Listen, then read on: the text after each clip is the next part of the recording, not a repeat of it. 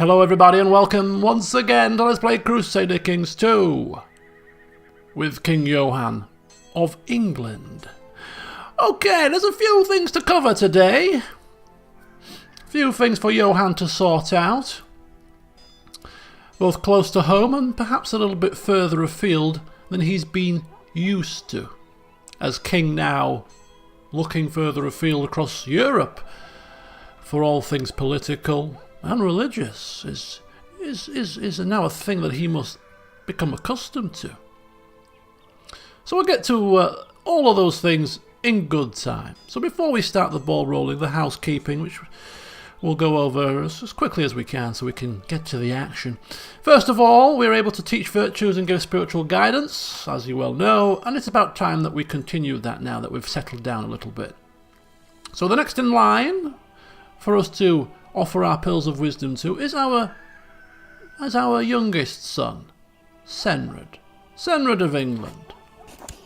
He's learning, he's coming along nicely, he's 10 years old, he's about that kind of age now where he's picking things up quickly. We've seen when we took him to the monastery recently that he was showing some very good signs in terms of his religious advancement, and well, it's time to up the ante and teach him a virtue. And he's become chaste, of all the virtues to pick up. Okay, fine. As a 10-year-old, we would hope that's the case. Excellent, or is it? I don't know. Okay, so there you go. We've already got 10 learning, though, it's worth noting, as you can see. Pretty nice. Pretty nice indeed. You never know, you know, folks. As I've said, it's an elective succession law.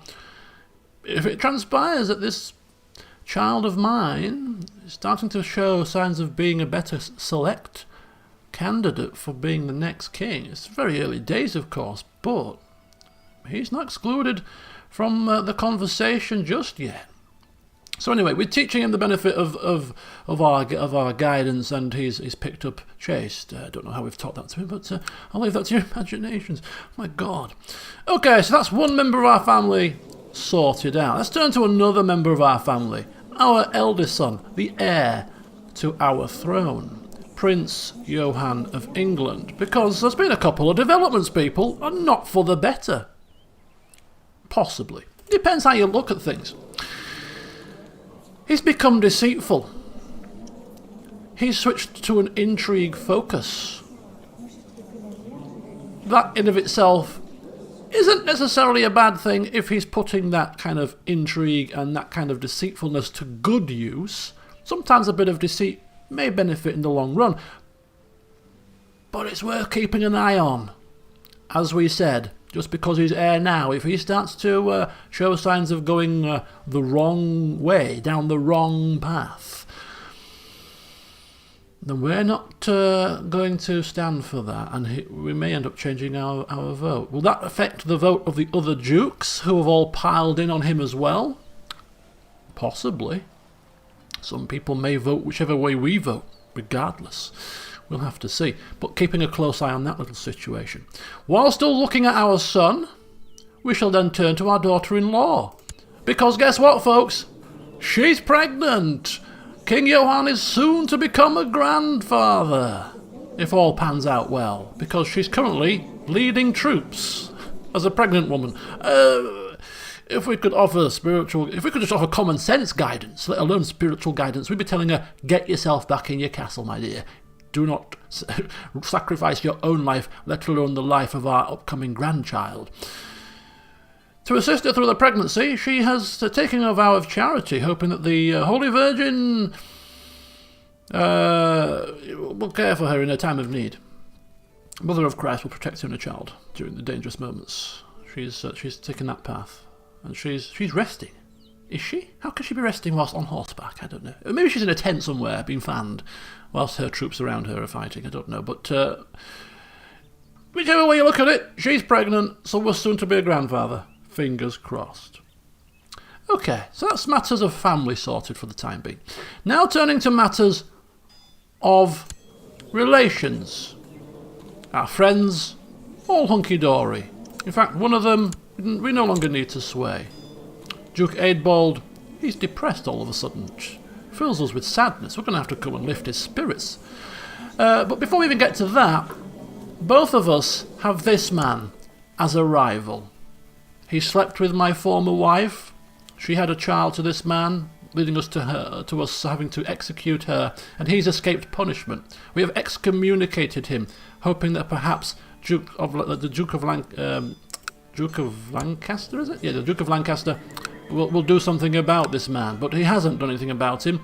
And even in the face of the threat of death, because he's fabricating a claim on his duchy rather, the threat of losing some land to this man, he still doesn't seem to be able to do anything about him. So given all of that, it's about time we took action. It's about time we took action. And so action we shall take. He has excommunicated, and therefore nobody gives a toss what happens to him when it comes to matters of justice. And therefore we are taking it now upon ourselves to try in earnest to imprison this man. Because he's excommunicated, no one will care if he's imprisoned. And we have a legitimate reason to imprison him. Not just because he's excommunicated, of course, but because of what he's done. As I've outlined. Sleeping with our wife. And trying to plot now against his liege lord. It's just not on. 35% chance based on state intrigue. Taking our marshal over to increase arrest chance only affects our own vassals, so it won't affect that. So it's a 35% chance. Would he be foolish enough to rise up against a king? I don't know, but we're about to find out. Oh boy. Oh boy, oh boy, he's locked away in our dungeon awaiting his fate. What's good for the goose is good for the gander, right? What's good for the goose is good for the gander. Now, technically speaking, in these times, oftentimes the man was treated less harshly than the woman, but given these circumstances, he has committed a grave sin regardless of his sex. He is also excommunicated. Those things combined with Johann's zealousness in matters all religion, there's only one fate for this scumbag. Say goodbye to Earl Balthier the Seducer, who has been allowed to live on for far too long after what he did. Finally, having become king, we now take matters into our own hands. Beheaded. Should have offered him a slower death, but never mind. Right, good riddance to bad rubbish. Business has been taken care of. To matters of council then. Matters of council. We are training the troops, it is fine. We are going to administer taxes. We're going to collect taxes. Because for the start, we're going to be repaying the Jews. So that's going to pretty much bankrupt us. And we have things that we want to do, which all require a bit of coin. As is the nature of the world. Money makes the world, makes it go round and round, as they say. We want a retinue to increase our troop numbers. We want to donate to charity as a kind of an early act of our reign to demonstrate our goodwill and our willingness to donate to causes most needy, as is befitting of our rank and befitting of our nature. We're not really one for pomp and serenade and all that, but we do want to hold a grand tournament also, as a way of kind of lifting the spirits of the land. But we may wait until that time when it's required, perhaps when a great plague has passed on through and the people have lost loved ones and are feeling down in the dumps. Perhaps the grand tournament will lift the spirits, so we'll wait on that. But the kind of ultimate goal, which is going to require a little bit of saving, and will we ever get there in our lifetime? We certainly won't construct it in our lifetime, but Johann would certainly like to commission the work and get it underway. The old Grand Cathedral in Leeds. Close to 2,000 coin. That's going to be a long time saving. Possibly going to require some intervention from our son as steward, perhaps. A few tithes here and there. But if we could get this built before we pass to kind of at least be known as the king that got the ball rolling, that would be most nice. That would be great. Something to write in the old history books. So that is what we're going to hopefully aspire to as an ultimate aim here. Right, let's turn then to other issues. First of all, we're going to take him down to say hello to the Pope for the time being, and increase those relations, because they are kind of slipping a little bit. And we don't want that. We like to be in the Pope's good graces, just in case we need to have a word in his ear and need him to assist us in things such as excommunications and claim requests, you know, and all that kind of stuff. And then we turn to the titles here of minor import. Designated Regent.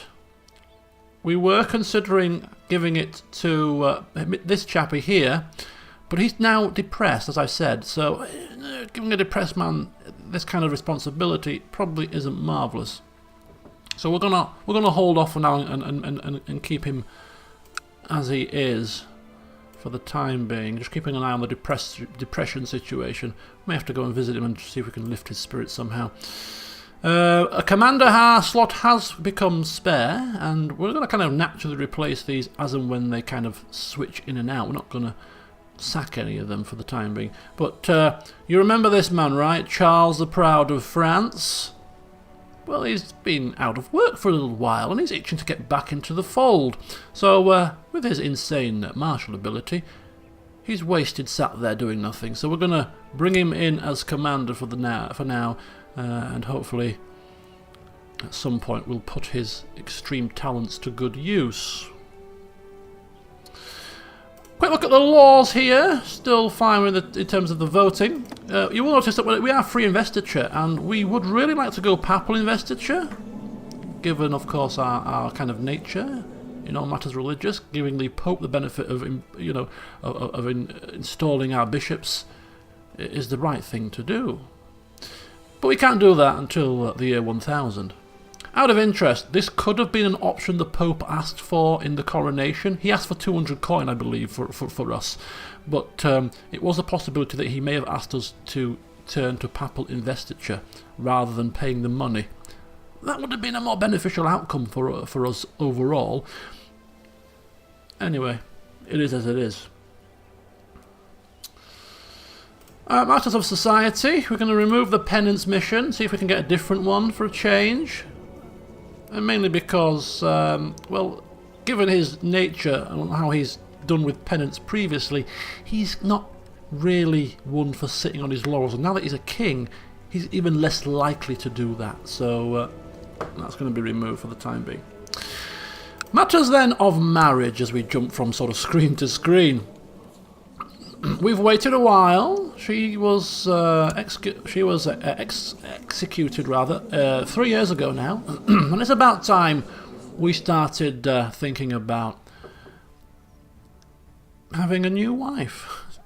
I say that like we're having a new car or something. But anyway, we've scoured the land, or rather, we've sent forth our people to scour the land for a suitable candidate. Given our station, we would prefer it to be someone of some kind of nobility, and people close to home don't really fit the bill, but we kind of have ties to Italy. We've had spy masters in the past down in Italy. We've had chaplains down here too, so we do have some kind of intel when it comes to the Italian area.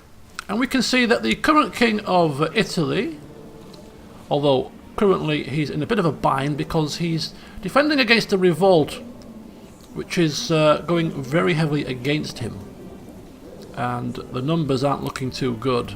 It's looking like he may well lose his crown to this revolt. But in the meantime, he is king, and he's a very noble man. I mean, a bit uncouth, but he's patient, he's temperate, he's diligent, he's got a little bit of priestliness about him, although not the greatest. Probably has found many things to do other than studying the scriptures. But nonetheless, he seems to be one of the better kings in the area. And as things stand, he has a younger sister who's unmarried because her husband died clutching his heart recently. As in 14 years ago recently. Now, other than being proud, I mean, she's diligent, she's patient, she's zealous and temperate. A fine woman indeed, and a perfect match for our Johan. Now, as things currently stand, she's not too pleased about coming across and marrying a man who's celibate, so we are going to have to renounce our vow of celibacy for a short period of time, perhaps consummate the marriage, maybe a year or two, and then we'll go celibate again. But we do miss companionship, so we're going to get it done. Of course. Well, technically speaking, we could ally with the king now and sweep down and try to help him in his war effort, but we're kind of low on numbers of troops. That's not what this is about, but this is purely about companionship, not about any sort of future claims or reliances or whatnot. But we will consider it and keep a close eye on the situation. So that's a new wife for our king. And finally, before we start the ball rolling, you'll be pleased to know, relations with Duke Adred are slipping somewhat. Oh my god, I didn't notice this. He's now become cynical. Holy hell. Holy hell. Holy hell. He's going down the wrong path. After we stopped teaching him, he's become proud. He started plotting and scheming and putting factions up. He's become cynical, which is not good. And he's turned to seduction focus. He is really going down a slippery, slippery slope. So we're going to try and see if we can turn him back on the right path. It could be tough, but we're going to try. We see this man almost like a younger brother. And we owe it to our former king. We owe it to ourselves to try to steer this man, given our close proximity to him at the very least, back on the right path. So we're going to give him spiritual guidance. We are going to sway, and we're going to see if we can bring this man back to the light. Okay, so I think that's pretty much everything that I had planned. Nice and smooth. One last concern, which is where Johan is now beginning to spread his gaze further afield. There's a slight issue down here that's very alarming. Not just to the poor Galatians, Navarans and the other Catholics left in this particular area, and even the French being so close, but to the Catholic world as a whole. A rather disturbing spread of an Islamic faction, an Islamic nation spreading forth into former Catholic lands. This is not good. This is most alarming indeed, and we should take a very close note of this situation. Because although we're kind of powerless to do anything right now, given this man's extreme strength, I think he's got something like 14,000 troops or something. Where the hell is he? There he is, the old Caliph. 14k men, very frightening. If push comes to shove, we may have to try and work together with others to repel this issue, but we'll keep a close eye. Right then.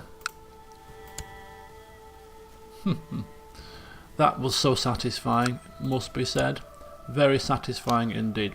We're going to bump this up to 2 speeds to start with, because I've got a couple of things to do. So, thank you. Has that happened? Indeed it has. She's come across, and voila. Say hello to our new wife, Alda Bossanid. So we're going to go to the end of today's session, which we'll see if we can press on 3 speed to the end of 2 years rather than 1 here. At the end of that 2-year period, we're going to go celibate again. So if you want to get pregnant, you better do it now. She has 2 children already. Maybe, I mean, at 36, you would... Well, I've seen stranger things. I've seen stranger things. Okay. So we'll carry on at 2 speed just while I sort this out. So what we're going to do is we're going to deselect the dukes that we have no real interest in following so much anymore. We are interested in this guy because we've had a war with the previous king with him, and he's also homosexual, so we just need to keep a close eye on him. We'll keep an eye on our friends as well, so the Duke Abald and the Duke Adrid. We'll keep track of them. Whilst I'm doing this, might as well complete it here. Right over the wrong place of the screen. This guy is fine, there's no concerns with him. A couple of vices, but nothing frightening. So we'll stop following him for the time being. Let's put you up here for a minute. This guy here... Oh, God. No concerns with him at all. I mean, I could check their wives. I wanted to be really closely observant, but we're not following him anyway. We're going to follow him because he is married to our daughter, don't forget, betrothed to our daughter. He was the son of the former king. He's come of age now, actually, recently. And he's become paranoid, arbitrary and craven. Not ideal, but then we're not all perfect, are we? And we're not one to break a promise or a betrothal, so we'll still maintain this this betrothal. So we'll follow him because he is like his family, effectively. Of course, we are following her, I believe, already. This man here, we have no concerns over. He's just gregarious and humble, quite a kind-hearted man, a young man. I mean, it'd be interesting to plot his development, but we're not got any concerns. We have concerns with her because of who she is, hedonist, sleeping around, lots of bastard children. Also married to the Duke of Somerset. No, I don't think he's Duke of Somerset. She's a Duchess. Yeah, Duke because of marriage. We're following this man because he's cynical. He is also a friend. And Cornwall is also cynical as well, so we aren't going to follow him instead. So just a quick, slight shake-up of the special interest tabs. And...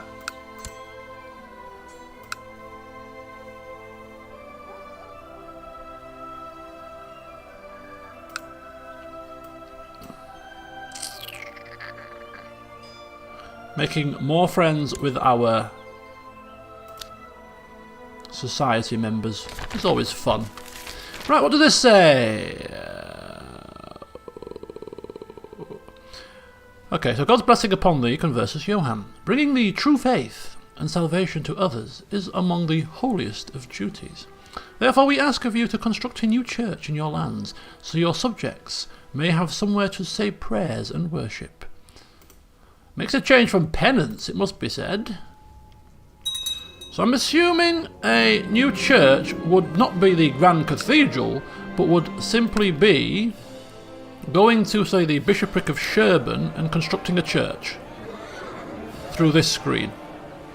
Considerably cheaper than a Grand Cathedral, but still rather expensive. So that'll be a mission that doesn't get completed very quickly, but is something to add to our list of things to save up for. So we've got Retinue, Charity, Grand Tournament, Cathedral, and let me write it down so I don't forget. And now a church. Right, okay. Oh, whoa. Okay, hold on. So first of all, when I introduced my friend to Duke Bozida, I had high hopes that we could become fast friends. And it seems to be working well. Now what is this? Raiders under Jarl Asbjorn of Scania have arrived to loot and pillage the county of Kent. Now are we able to deal with this threat?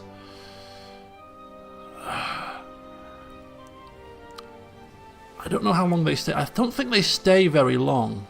That being said, we can't kind of sit here idly by while this is happening, so we're going to quickly raise a military force. 1,000 men.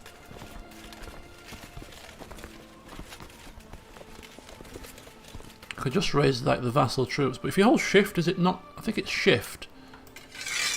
Where you don't raise... Oh, it might be control. Where you don't raise troops where there's an enemy target. I didn't know that. Right, okay. You can stand down. You're probably a little bit too far away. You can stand down. the rest of the men. I mean, they may run off before we get there, but we've got to be seen to be making an effort. Viking raiders on our shores is an incursion we certainly cannot allow to go unpunished. So whilst they're looting and plundering, we are gathering the troops. I think we kind of have enough here as things... No, sorry, wrong button. Kind of have enough here how things stand. Charles the Proud leading proudly indeed. Any more? Any more? Not me myself. Bercy. Get yourself there, Bercy. Get yourself down. I think the rest can stand down. I think the rest can stand down, to be honest. I think 2,400 men will be quite sufficient.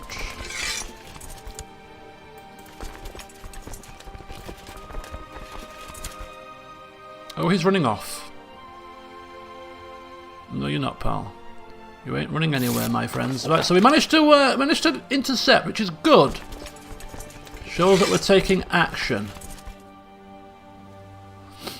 Oh, and a bit of extra relationship with the Pope. Oh, it's always a positive when that happens. I am not in the battle, am I? Why am I didn't put myself in the battle, did I? Holy... Oh no, we're not duel... Oh my god. Oh, I didn't put myself in the battle. I don't think I did. Oh, okay, fine. But if I didn't select myself as a commander, it seems that the headstrong King Johann wants to prove a point himself and go forth and not be sat on his laurels whilst this is happening in his lands. The stormy weather is getting to me. Turning to the sky, I take a deep breath. The barbarian soldiers of Jarl Asbjorn have been sending their best at me, and my limbs are becoming heavier with each step I take. Probably because you're malnourished. So accepted injury.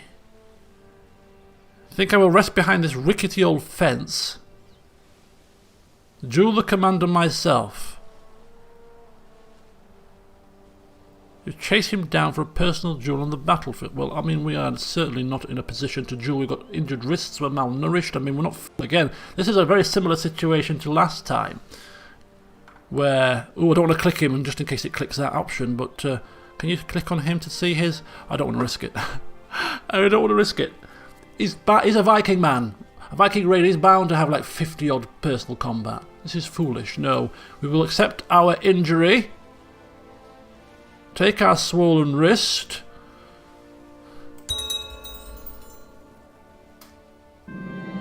Brave trait, purely from the fact that we came down to fight amongst the throng of the people. We weren't one to stand back or sit back on a horse and bark orders. No, we were in there. We were in there fighting side by side with our men.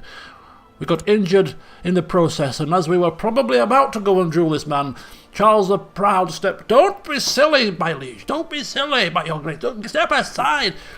Oh, you foolish man. When riding ahead with your personal guard, you suddenly found yourselves isolated on the battlefield and surrounded by enemy soldiers. Oh, a violent melee ensued, but you gave a good amount of yourself and managed to return to the main body of your army in time to lead it to victory. Oh, I was literally... When it said songs were going to be sung, I literally didn't read the rest of the text. I actually thought we were slain. And I thought we were talking about like songs of, you know, of our demise. But it's... Look at that! You find yourselves isolated with your personal guard, Charles the Proud on one side, trying to shield us from harm. But we got surrounded. Swollen wrist, blood-spattered face. A melee ensued, and we got off our bloody blighters, and we went in, we charged in. Swords raised, hacking, slashing, despite our malnourished state and the fact we were fading and we were slowing. We were still in there, pitching, fighting side by side with our personal guard. And we led the army to victory! And we repelled the Viking invaders from our lands! What the hell was that noise? And songs will be sung indeed. of our epic victory. Wow. And we come back. Whew. You might want to get into the bath, my friend. He's wearing that blood like a, you know, battle scars. Well done, King Johan. I'm impressed. I am impressed. Well done, sir. Even despite my best efforts trying to keep you safe, it seems that we can't control him. That Viking heritage perhaps shining through. Fighting up there for the king against Northumberland. When out, you know, went outside of my gaze, didn't realise I was doing that. Tried to keep him away from this fight, but no, in he went. Down with Charles the Proud. Down he went. Not one to be left out. No, I need to be there. The people need to see me, the beacon of faith. If they see me, morale will be through the roof. And more positives with the Pope. Look at that. This man is 77 years old. I'm going to say he's been Pope for quite a while. From the entire playthrough so far. It'd be a shame when he dies, actually. I may actually, for the first time in any campaign, be sad that a Pope passes away. We've teamed up pretty nicely. We've teamed up pretty well. The Abbot of the Nearby Monastery has asked you to make a donation toward the repairs in the monastery church. Of course we will support this effort. We can't have rain coming down upon us. And we are offering our prayer. No, don't be foolish. Right, now that we've got a little bit of coin, it's time to pay back those Jewish money lenders. Takes us down to paltry numbers, but that will soon increase. And as soon as we get 100 gold, we shall donate to charity.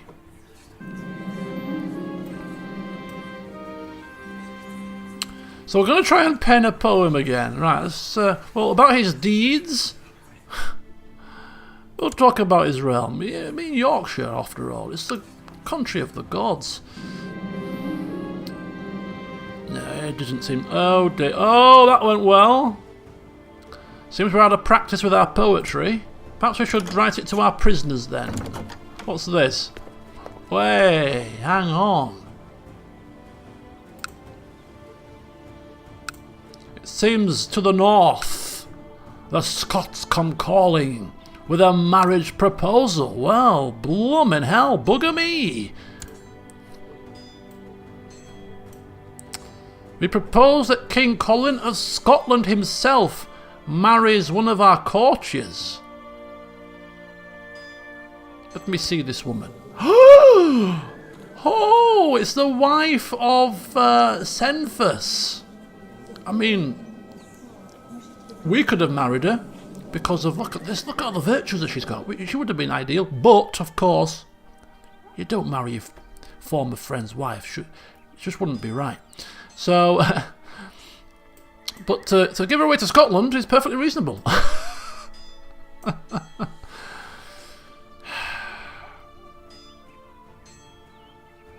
What do we do? I mean, they're a little bit barbaric in their ways. They're a tribal nation, but they are Catholic. We don't have any sort of ill will against them. In fact, we've got a decent opinion of the man. Let's have a look at him. He's got a lot of virtues as well. He's got a few negatives. Oh, he's got one leg, bless him. But he's scarred. He's also malnourished. Maybe he does penance too. Two penance brothers, malnourished through penance. He seems a relatively good man. You know what? I'm going to agree. Hopefully she likes him. She'll get used to him. It's not a massive dislike.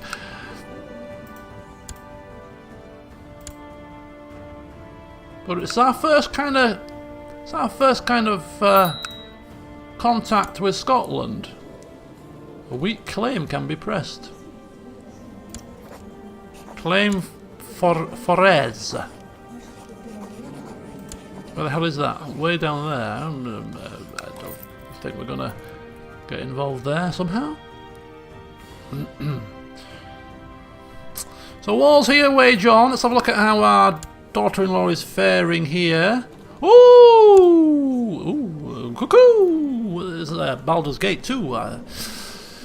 Good old Galen Bale. Right, look at that! Grandson!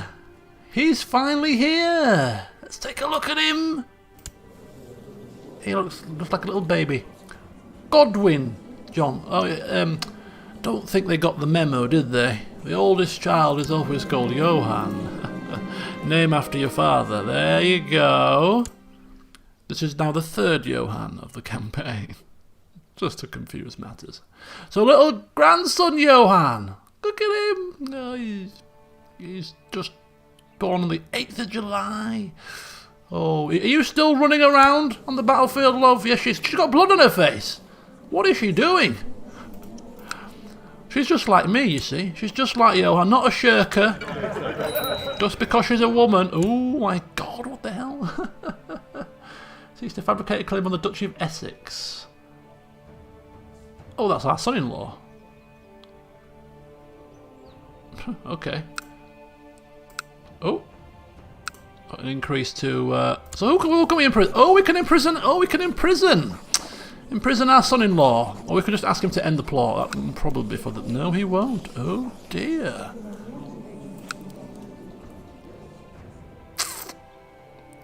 Duchy of Essex. The only reason why that's available at the moment is because the Duchy of Essex, the two de jure counties, have been separated from the Duchy of East Anglia due to the war with her. And I was about to check that war score. Oh, she's just won it. So when she presses the victory, the Duchy of Essex fabrication will probably disappear. Let's have a look what happens here. There you go. There you go. So that now all falls back under her control, which means, does it mean that he can no longer... Oh no, he can still fabricate a claim on the Duchy of Essex.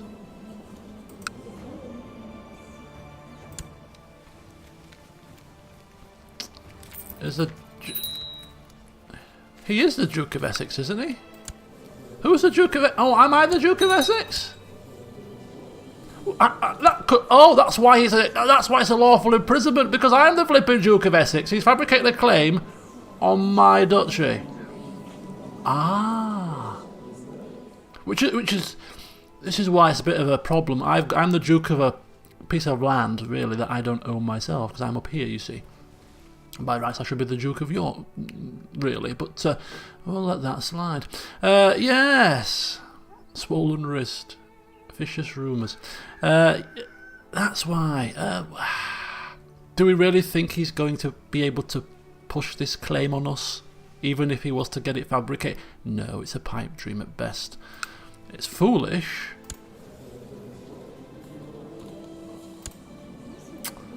But a pipe dream at best. Right, okay, so education focus. Let's take a look.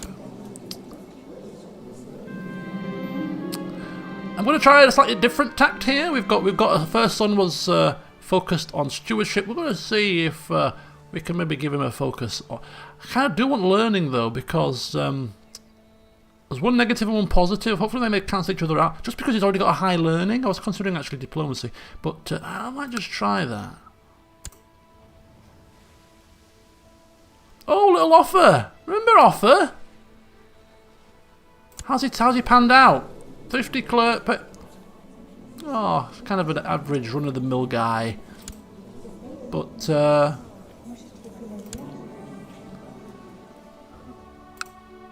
go forth into our court and enjoy yourself.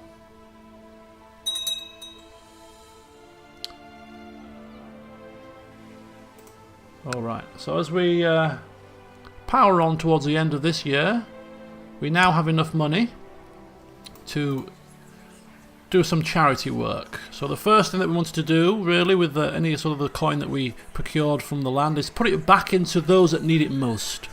So we're going to donate to charity so that this money can be put to good use for those most in need across the land. It's not going to, 100. It's not going to.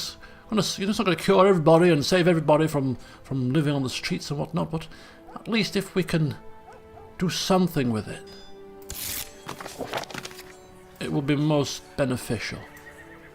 You have our thanks. In addition to those whose lives will be greatly approved by your charity, it is only my duty, not only as a member of the society, but as the king of this country and a devout Catholic man.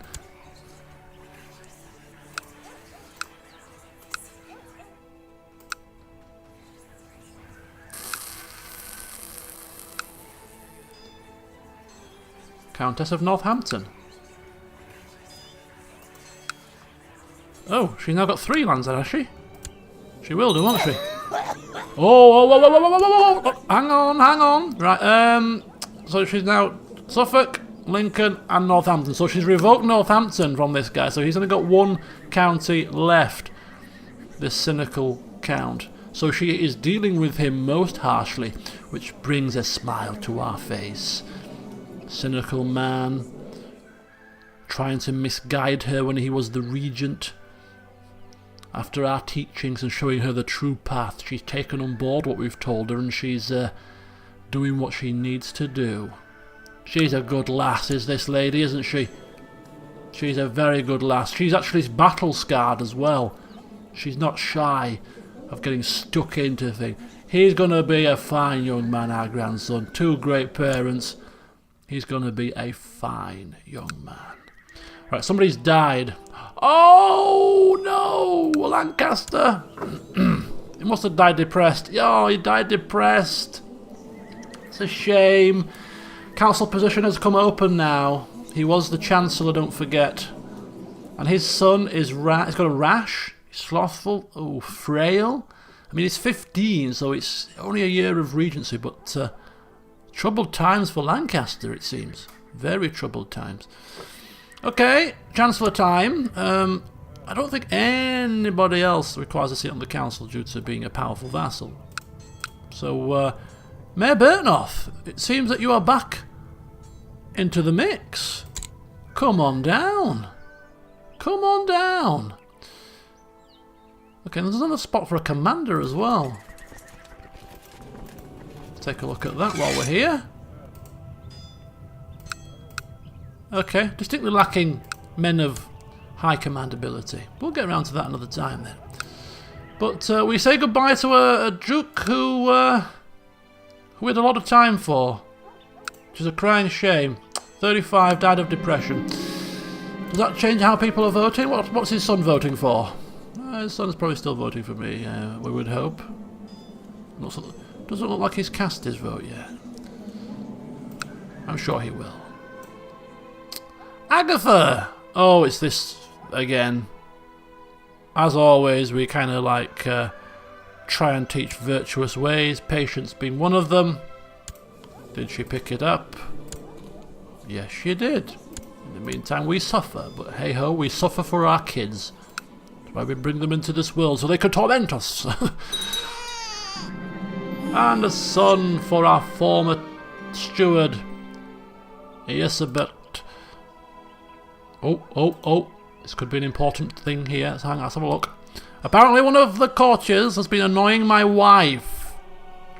And instead of asking me for help, she took the matter into her own hands and made sure the courtier would never annoy her again.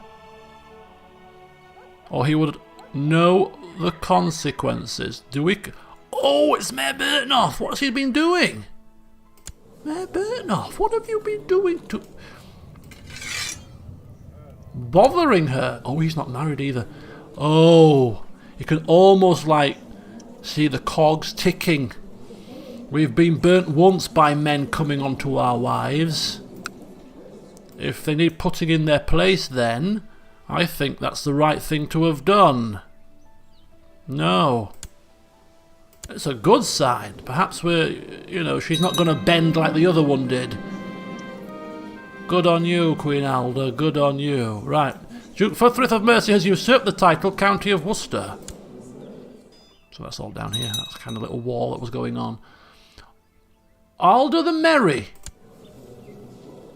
The Merry? She's not drunk. Have a merry old time. Perhaps it's through cracking a few jokes at court, lifting the king's spirits when he needs it most. She's a merry lass. Oh, very nice. The other one was very learned. What was she called again? Blanca, how can I forget? Blanca was very learned. They talked scriptures and all that kind of stuff. Whereas she seems to be more a jovial character. Always likes to crack a joke or two and lighten the mood. She's capable of serious conversations. Her diplomacy isn't low, of course, and she is zealous, so she does know of religious matters. But for the most part, she's all about lifting the spirits, morale and all that. Right then. Oh my god. You look a bit battered and bruised. Wounded, stressed, deep discussion, a hunt. Invite him to a banquet. Well, he seems to be a banquet-liking kind of fella. But he's also a falconer. Not got the greatest of martial. A festival in Leeds. You know what? Let's have a local festival. Let's have a local festival so that other people can attend too. Ooh, all kinds of sights can be seen as we walk through the streets of Leeds. Masked jugglers and people having fun all around us. And we decided to stop off at the local hedge maze. Will he have some fun? Probably not, he's a miserable swine. We invite our wife down to lift the spirits, crack a few of her jokes, bring a smile to his face. At the start we are having fun as we walk through the hedge maze, but at some point I start losing track of where we are. I get to a crossroads and I'm not sure which path I have to take to get us out. Be honest and try to reason our way out together, or confidently take a path and hope for the best. Well, given that we're trying to increase a relationship here, teamwork and all that, be honest, try to reason out together, hopefully that will increase our relationship. Oh, it says actually it will reduce the relationship. Useless host. Oh well, but it seems like the thing that we would do. Hoping for the best? So once again, poetry didn't work. A hedge maze doesn't work. Is there anything we can do to stop this man hating our guts? He's now minus 17. Holy hell. Holy flippin' moly. Right. That's not good. We turn a corner and finally find the exit. I let out a small chuckle as I confidently show Adrian that we had indeed gotten out of here. This could have been worse. We could have starved to death and been lost for a long time. Yeah. This is not going very well, this relationship. In fact, he's the only vassal I think we have that's got a negative opinion. There he is.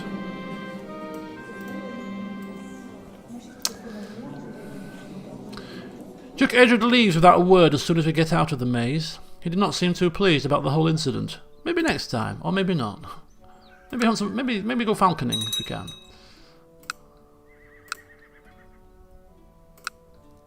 Okay, so we'll go for one more year, and then we'll call a close to today's session. I'm still concerned about that, but it'll probably take a little bit of time for them to completely sweep on through, but it is alarming.